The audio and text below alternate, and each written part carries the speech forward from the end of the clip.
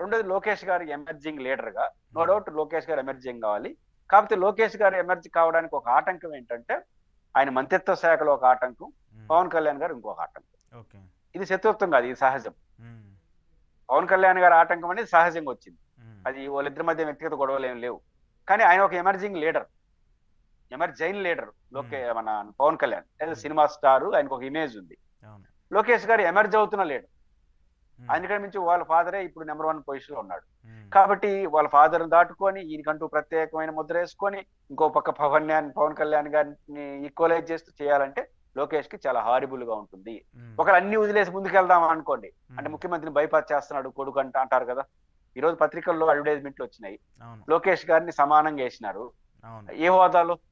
అదే ఆ పాయింట్ నేను అడుగుతాను. యాక్చువల్‌గా సుప్రీంకోర్టు రూల్స్‌కి భిన్నంగా లోకేష్ గారిని అలా వేశారు. రాష్ట్రపతి కావచ్చు, లేదంటే ప్రధానమంత్రి కావచ్చు, గవర్నర్ కావచ్చు. ఇలాంటి వాళ్ళు వచ్చినప్పుడు కేవలం సీఎం అలాగే డిప్యూటీ సీఎం వాళ్ళిద్దరికి సంబంధించిన ఫోటోలు మాత్రమే ఉండాలి. మిగతా వాళ్ళ ఫోటోలు ఉండకూడదని చెప్పేసి సుప్రీంకోర్టు గైడ్‌లైన్స్ ఇచ్చింది.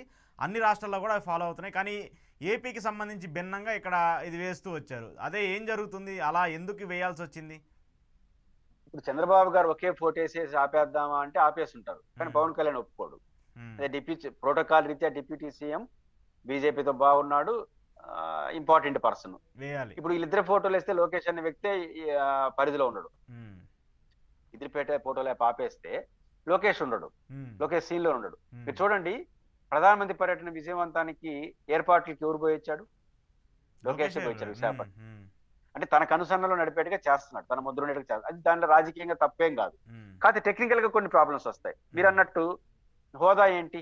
హ్మ్. లోకేష్ గారిది నో డౌట్ చంద్రబాబు గారి తర్వాత హోదా అయిందే హ్మ్. రాజకీయంగా. పార్టీకి కానీ సంబంధించి.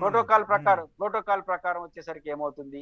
టెక్నికల్ గా ఆ జిల్లా ఇన్ఛార్జ్ మంత్రి కాదు. హ్మ్. పోనీ టెక్నికల్ గా ఈ రోజు శంకుస్థాపన చేస్తున్న కార్యాలయాలకు ఏమైనా లోకేష్ పరిధిలో ఉంటాయా అంటే అవి అది లేవు. గాదు. హ్మ్. ప్రోటోకాల్ ప్రకారం అది కాదు. పోనీ ఆ హ్మ్. జిల్లాలో ఆ జిల్లా మంత్రి ఉంటాడు, అందులో స్పీకర్ ఉన్నాడు అక్కడ, హ్మ్. ఇంకో పక్క హోం మంత్రి గారు ఉన్నారు. హ్మ్.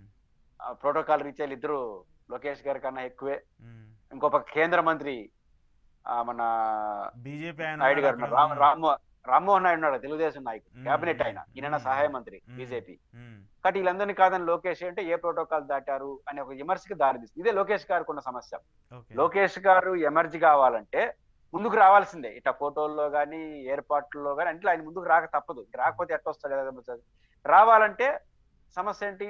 ఈ ప్రోటోకాల్ సమస్య వస్తుంది. హ్మ్. ఆయన ఉప ముఖ్యమంత్రి కాకపోయా. ఉప ముఖ్యమంత్రి ఆయన కూడా ఉప ముఖ్యమంత్రి అయిపోయింటే ఈక్వల్ అయిపోతారు, చేసుకోండొచ్చు. ఇవన్నీ టెక్నికల్ ప్రాబ్లమ్స్ ఉన్నాయి లోకేష్ గారికి. ఇంకా ఓకే. ఈ రోజు స్టార్ట్ అయింది అడ్వర్టైజ్మెంట్. ఇంకా రేపు ఏం చేసినా ప్రతిపక్షాలు అదే చేస్తాయి, నువ్వు ఏ హ్మ్. హోదాలో చేసినావు. కాబట్టి ఈ లోకేష్ గారు ఎమర్జీ కావడానికి అలాగ వదిలేసినాడా చంద్రబాబు గారు, పవన్ కళ్యాణ్ మధ్య లోకేష్ అన్నాడు, హ్మ్. సీన్ లో ఉండడు. హ్మ్. కాబట్టి లోకేష్ గారికి ఈ సంకట స్థితి ఉంది. దీన్ని ఎదగాలంటే ఆయన డైరెక్ట్ గా ముఖ్యమంత్రి అన్నా కావాలి, లేదా ఉప ముఖ్యమంత్రి అన్నా కనీసం కావాలి. హ్మ్. ఇదేది కాకుండా కేవలం చంద్రబాబు నాయుడు గారు అబ్బాయిగా, పార్టీ లీడర్ గా, భవిష్యత్ లీడర్ గా ఉంటే మాత్రం హ్మ్. ప్రోటోకాల్ లో కనిపించడానికి అన్ని ఇబ్బందులు వస్తాయి, అన్ని ఓకే. వివాదాలు అవుతాయి. హ్మ్. రేపు స్టేజ్ మీద ఉంది. హ్మ్. స్టేజ్ మీద ఎవరిని కూర్చోబెట్టాలి? అవును. ముఖ్యమంత్రి, పవన్ కళ్యాణ్ కన్ఫర్మ్. హ్మ్.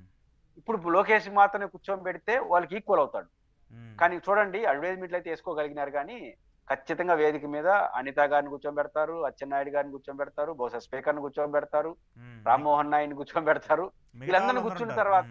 హ్మ్. వీళ్ళందరిని కూర్చున్న తర్వాత పవర్‌ఫుల్ పర్సనాలిటీగా ముగ్గురే కనపడతారు. హ్మ్. ప్రధానమంత్రి నరేంద్ర మోడీ, ముఖ్యమంత్రి చంద్రబాబు నాయుడు, ఉప ముఖ్యమంత్రిగా సినిమా స్టార్‌గా ఉన్నటువంటి పవన్ కళ్యాణ్. మళ్ళీ అవును. లోకేష్ అందరిలో ఒకటైపోతాడు. హ్మ్. లోకేష్ మిగతాతో సమానమే కదా, ఎంత చంద్రబాబు నాయుడు కొడుకైనా. అవును. అలాగని ఇప్పుడు అడ్వర్టైజ్మెంట్ ఇచ్చినట్టుగా ఆయన్నే కూర్చోబెట్టారనుకోండి, హ్మ్. వాళ్ళందరూ అలుగుతారు. అలగకపోయినా సమాజంలో నెగెటివ్ వెళ్ళిపోతుంది. ఓకే. హోంమంత్రి నీకన్నా పెద్దామె గదా, అందులో దళిత మహిళ, హ్మ్. బీసీ నాయకుడు, స్పీకరు, హ్మ్. వాళ్ళందరూ కూర్చోబెడతారా కిందంటారు. కాబట్టి ఇవన్నీ సంకటం లోకేష్ గారి ఎదుగుదలకు. హ్మ్. ఇవన్నిటిని అధిగమించాలంటే ఆయనకున్న మార్గం ముఖ్యమంత్రి సీట్‌లో అన్నా కూర్చోవాలి, హ్మ్. లేదా ఉప ముఖ్యమంత్రి అన్నా అయ్యి ఖచ్చితంగా టేక్ ఓవర్ చేసుకోకపోతే మాత్రం మెల్లిమెల్లిగా ఆయన వీక్ అయ్యేదానికి అవకాశం ఉంది. ఆ!